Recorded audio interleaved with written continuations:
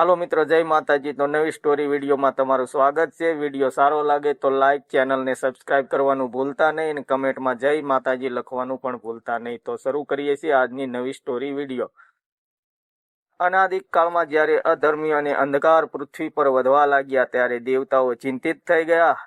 દૈત્ય ચંડ અને મૂંડ પોતાના અહંકાર અને શક્તિથી ત્રણેય લોકમાં ઉપદ્રવ મચાવતા હતા। ઋષિ મુનિઓ યજ્ઞ ભંગ થતા સારા લોકો પર અત્યાચાર થતો અને સત્યનો અવાજ દબાઈ રહ્યો હતો। દેવતાઓએ એક સાથે પ્રાર્થના કરી, હે શક્તિ, અમને અમારી રક્ષા કરો।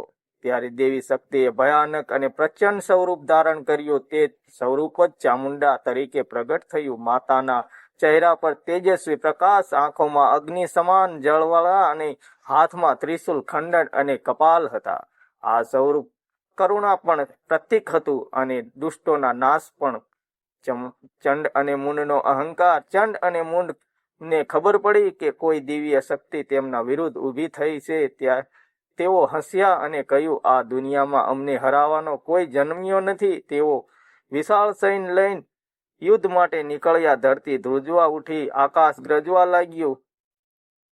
માતા ચામુંડા યુદ્ધ ભૂમિમાં આવીને તેમનું સ્વરૂપ એટલું ભયાનક હતું કે દૈત્યસેન ડરી ગયા। સત્તા ચંડ અને મૂંડ અહંકારમાં અંધ હતા। તેઓએ માતા પર આક્રમણ કર્યું। માતાએ એક જ ઘામાં અનેક દૈત્યોનો નાશ કરી નાખ્યો। ચંડ આગળ વધ્યો। માતાએ ત્રિશુલ વડે તેનો સંહાર કર્યો। મૂંડ ક્રોધિત ફફડાયો, પણ ખંડક એક જ પ્રહારથી તેનો પણ અંત થયો। દેવીઓના આ વિજયથી દેવતાઓ આનંદિત થયા, ઉઠ્યા અને તેઓએ શ્રુતિ કરી, હે ચામુંડા, તમે દુષ્ટોનો નાશ કર્યો અને ભક્તોના રક્ષક છો। માતાનું તત્વ અને સંદેશ।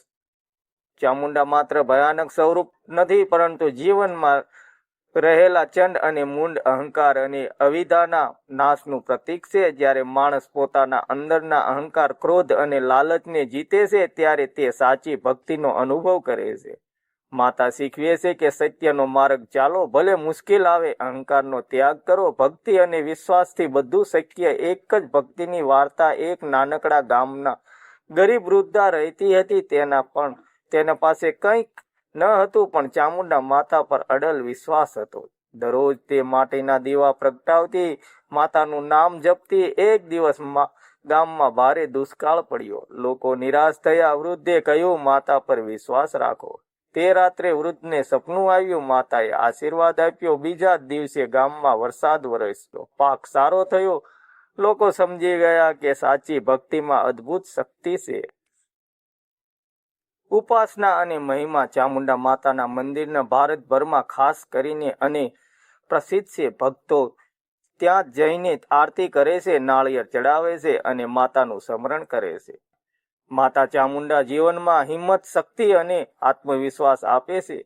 જ્યારે જીવનમાં સંકટ આવે ત્યારે માતાનું નામ લેવાથી મનમાં શક્તિ આવે છે। અંતિમ સંદેશ। ચામુંડા માતાની કથા માત્ર દૈત્યોના નાશની નથી, વાર્તા નથી, પણ આપણા જીવનની અંદર રહેલા અંધકાર પ્રકાશ મેળવવાની પ્રેરણા છે। જે ભક્ત હૃદયથી માતાને સમરે છે તેને ડરથી મુક્તિ મળે છે અને જીવનમાં સફળતા મળે છે। તો જય માતાજી, જય ચામુંડા।